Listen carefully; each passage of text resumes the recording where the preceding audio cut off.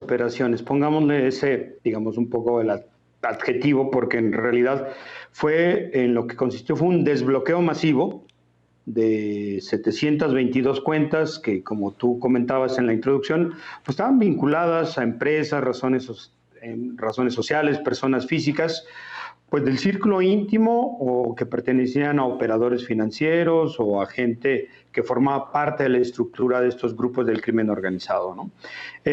Fue un 4 de junio de 2018, es decir, ya cuando el PRI sabía que iba a perder el poder y a un mes de las elecciones. A esas alturas ya estaba clarísimo que difícilmente podrían evitar la debacle electoral y lo que hicieron fue que mediante un acuerdo que firmó el entonces titular de la Unidad de Inteligencia Financiera, Orlando Suárez López, se ordenó primero a la Comisión Nacional Bancaria que comunicara a todas las instituciones bancarias del país, pues que esas cuentas en las que se anexaba en un enorme listado, hojas y hojas, que todas esas en ese momento estaban desbloqueadas y que la gente podía regresar, tomar el control de los recursos que estaban ahí depositados y obviamente sacarlos y moverlos y hacer libremente lo que quisieran con ellas. Estas 722 cuentas, pues entiendo que ni en el sexenio ni antes se había dado una operación de este tipo. Y bueno, cuando se aprieta ese botón y se manda la orden de que se abran las cuentas, bueno, pues inmediatamente esta gente sobre cuya actuación existían pues sospechas fundadas, indicios de que estaban lavando dinero y que estaban haciendo uso de transferencias de recursos que no se había comprobado que fueran legítimos, bueno, pues pudieron retirar su dinero y en un instante retiraron 1.100 millones de pesos y aproximadamente 18 millones de dólares. Y bueno, pues, ¿quiénes retiraron? ¿Qué dato? Sí. Sí. Es lo que iba a preguntar, Nacho. ¿Hay nombres en estas cuentas? ¿Están identificadas gente cercana? ¿A qué narcotraficantes? ¿De qué tamaño son justamente este círculo de desbloqueados, de descongelados? Bueno, para empezar, mira, Juan José Esparragosa Moreno, que se conoce como el nombre del azul, sus hijas y su esposa se desbloquearon, es decir, el círculo íntimo. Hay que recordar que Esparragosa Moreno es considerado, aunque existen versiones no confirmadas oficialmente de que ya murió, oficialmente no lo hay, incluso el propio departamento de FBI, el Departamento de Justicia de Estados Unidos y la DEA lo sigue incluyendo en su lista de los más buscados. Pero bueno, eso es, digamos, un poco irrelevante. Sus abogados, empresas que tenía, se les desbloquearon las cuentas, por ejemplo, en este caso el de Juan José Esparragosa Moreno, pero también a Rafael Caro Quintero, sus 4 hijos y su ex esposa, también inmediatamente por este decreto pudieron sacar los recursos que tenían.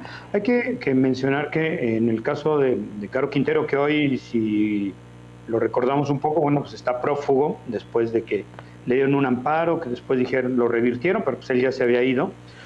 Durante esos 28 años que estuvo purgando condena en la cárcel, la verdad es que sus hijos y su esposa o exesposa se dedicaron a construir un emporio inmobiliario que incluía restaurantes, desarrollos inmobiliarios, empresas manufactureras, empresas de minería, y todas esas, bueno, tanto las cuentas personales como las de las empresas. También al Chapo Guzmán, a gente muy cercana al Chapo Guzmán. De hecho, hay una persona que es identificada como uno de los principales operadores financieros, que se llama Juan Manuel Álvarez Insunza. Bueno, las autoridades de Estados Unidos tienen identificado que esta persona era, digamos, clave en toda la estructura financiera y de blanqueo de capitales del Chapo Guzmán. Y de hecho que se le atribuye que él le ayudó al Chapo Guzmán en una década más o menos a lavar 4,000 millones de dólares. Bueno, a él y una empresa en las que él aparecía, qué dato.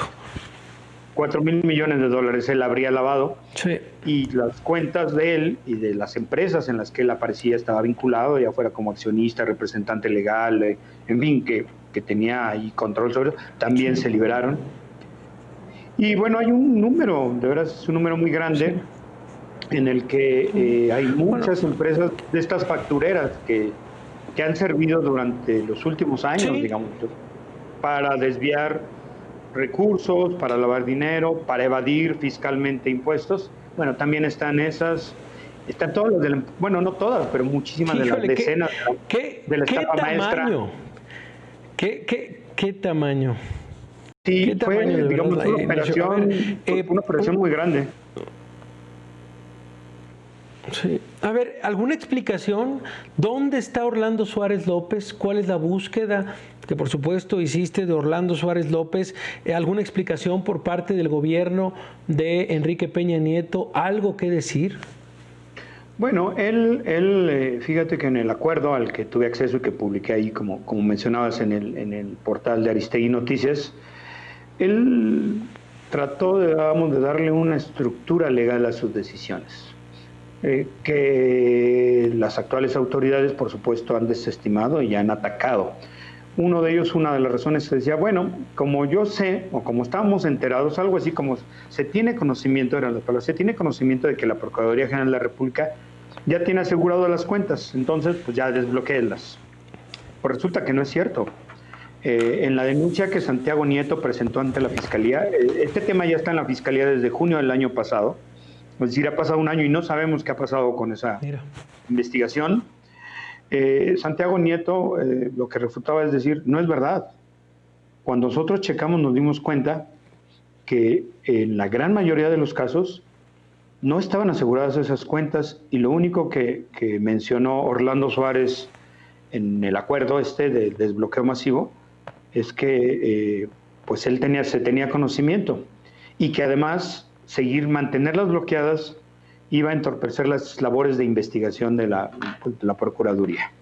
Entonces, la respuesta de las actuales autoridades es decir, bueno, por Dios, no se tenía certeza de que estaban asegurados, no hay ningún respaldo documental que la PGR hubiera dado y que se hubiera anexado, y además, pues, por supuesto que no podía entorpecer las investigaciones de la PGR. ¿De qué manera podría entorpecerlas?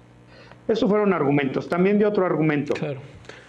Orlando Suárez, basado en una jurisprudencia de la Suprema Corte de Justicia, que dice más o menos lo siguiente: esa Suprema Corte de Justicia de enero, bueno, tengamos las fechas presentes, de febrero a abril, la segunda sala la segunda sala de la Suprema Corte de Justicia otorgó 5 amparos a empresas que se quejaban contra el bloqueo de sus fondos y de sus cuentas. Y al producirse 5 amparos, se produce lo que se llama en términos jurídicos legales una jurisprudencia. La jurisprudencia es ni más ni menos la orden para que a todo juez que una empresa que se sienta afectada por el bloqueo de sus cuentas, empresa o persona física, automáticamente tiene la obligación de desbloquearlas, de ordenar que se desbloqueen. ¿Por qué? El razonamiento de los ministros durante 5 amparos consecutivos que se resolvieron en febrero, marzo, abril, en 3 meses, fue que si era por razones nacionales, es decir, si había una institución, la Procuraduría, la UIF y eso que ordenara el bloqueo, que eso era inconstitucional. Y que, en cambio, esta prohibición para el bloqueo no contaba si la petición lo hacía un juez de Estados Unidos, la DEA, el FBI, la ONU, ¿no? O cualquier gobierno o cualquier juez extranjero, entonces sí era vigente y entonces sí te tenían. Entonces, con esta jurisprudencia, Orlando trató de justificarse y decir, y bueno, pues como la Suprema Corte dijo que es ilegal que estén bloqueadas, pues ahí va el desbloqueo. Lo que no dijo en su Increíble la historia. Lo que no dijo en su justificación es que la Suprema Corte, si bien había dado eso, y habría que ver el papel de la Suprema Corte en el desmantelamiento de las atribuciones de la Unidad de Inteligencia Financiera, ¿por qué lo hizo? ¿Por qué lo hizo tan rápido? De febrero a abril. Para mayo ya estaba la jurisprudencia y en junio se desbloquearon. Situémonos en que son pues medio año previo a la elección, ¿no? A la elección del 2018. Bueno, la Suprema Corte de Justicia Para cerrar, a dijo ver, esto. Nacho, pero a ver, Sí. que te iba a preguntar justamente algo de la Suprema Corte. ¿Dónde queda el nombre de Eduardo Medina Mora, Nacho? Bueno, él era ministro en ese entonces y él presidía la segunda sala de la Suprema Corte de Justicia que se encargó de ver estos 5 amparos. Él fue ponente, es decir, quien propuso la resolución en 3 de los casos, en 2 o 3 de los casos. 2 de los casos directamente y uno más, si no mal recuerdo, la ministra Luna Ramos. Ella dijo, bueno, pues como ya resolvimos en un caso precedente, cuyo ponente fue el ministro Eduardo Medina Mora, pues yo voy a tomar esos mismos argumentos y también voy a conceder el amparo. Él era presidente de la segunda sala y ministro ponente en 2 de los casos. Es decir, ese es el papel que jugó. Lo hizo, es una decisión súper controvertida, es una decisión polémica. Solamente yo creo que una investigación de la Fiscalía General de la República diría si hubo una operación o una maquinación o simplemente la Corte actuó en uso de sus facultades. Recordemos que lo que hace la Suprema Corte siempre es interpretación de leyes, ¿no? De lo que está legislado. Bueno, si esa interpretación fue correcta o no, o hay alguna irregularidad que debería perseguirse, pues eso le corresponde a la Fiscalía. Digo, a mí la verdad es que no tendría los elementos. Lo que sí, bueno, yo señalo los hechos que hay. Los hechos es que de febrero a abril se concedieron 5 amparos, la segunda sala de la Suprema Corte, y que de esos 5 amparos, en 2 de ellos el entonces ministro Eduardo Medina Mora fue ponente, en otro la ministra retomó, y bueno, en mayo ya estaba la jurisprudencia y en junio Orlando Suárez decide desbloquear utilizando la jurisprudencia, pero además con un elemento que ahí vale la pena hacer notar. La Suprema Corte dio esa jurisprudencia, pero dijo, es válido solo para quien solicite el amparo y para quien tramite justamente este juicio para que me quiten el bloqueo. Bueno, pues ninguno de esas 722 cuentas habían promovido amparos, es decir, hay de acuerdo con la denuncia, ¡Qué que historia! dice, no procedía esos amparos porque nadie lo había pedido. Simplemente Orlando Suárez, que había heredado el puesto de Alberto Basbás, ¿no? Heredó el puesto de Alberto. Alberto Basbás había sido el anterior titular de la UIF. En enero de 2018 se va al CISEN y se queda Orlando Suárez, que era parte del equipo de Basbás. Entonces él decide, bueno, pues desbloqueemos las 722 cuentas.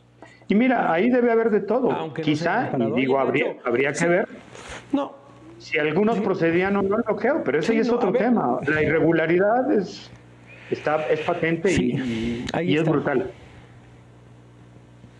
No, bueno, nos parece, y creo que la resumes, de verdad es brutal, en esta época de coincidencias, de momentos también políticos, de verdad no hay coincidencias, perdón, Nacho, con lo que estás exhibiendo, con lo que publicas, por supuesto, a través de Aristegui Noticias. Le damos seguimiento y queríamos hablar contigo directamente, pues lo movemos, por supuesto, a través de distintos medios que tenemos en este programa, y te agradecemos de verdad, Nacho, que hayas estado con nosotros esta noche. Ya te extrañábamos, ojalá que sea mucho más seguida tu voz por acá. Gracias de verdad por estar por acá. Muchísimas gracias por la invitación, un gusto siempre a tus órdenes.